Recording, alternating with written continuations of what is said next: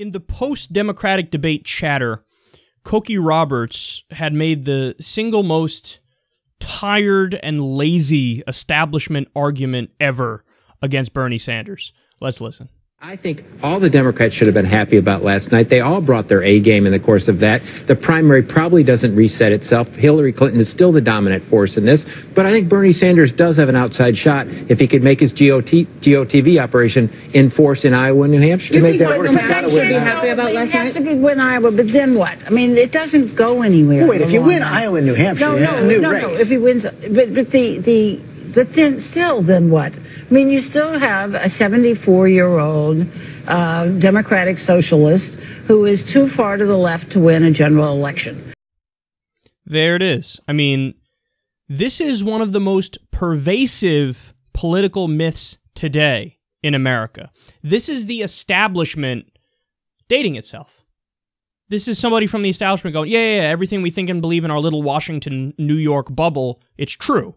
And I'm not going to actually look for evidence. I'm not going to look for facts. I'm not going to look for data. I'm just going to say what I feel is true. Just this amorphous gut sensation I have that, he's not a serious candidate. Come on now. But there's one tremendous flaw in that argument.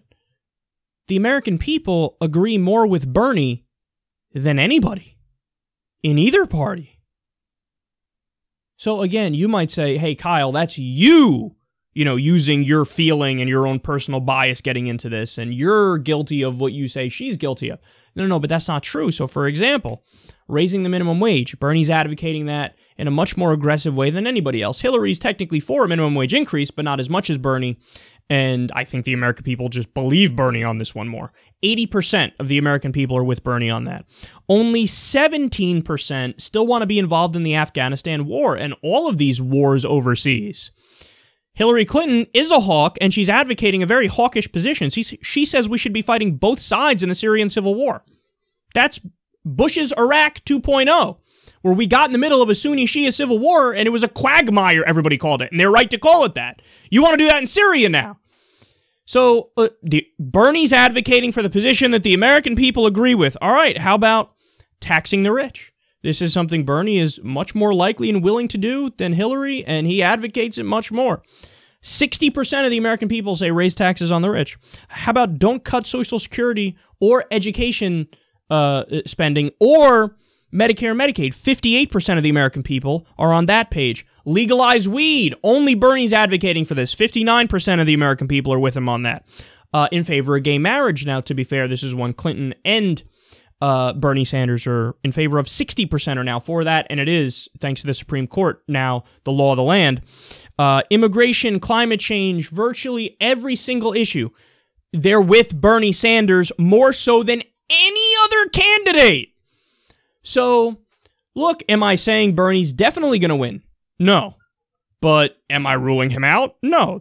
You'd have to be a fool to just rule him out, and that's what she's doing. And she's ruling him out based on nothing.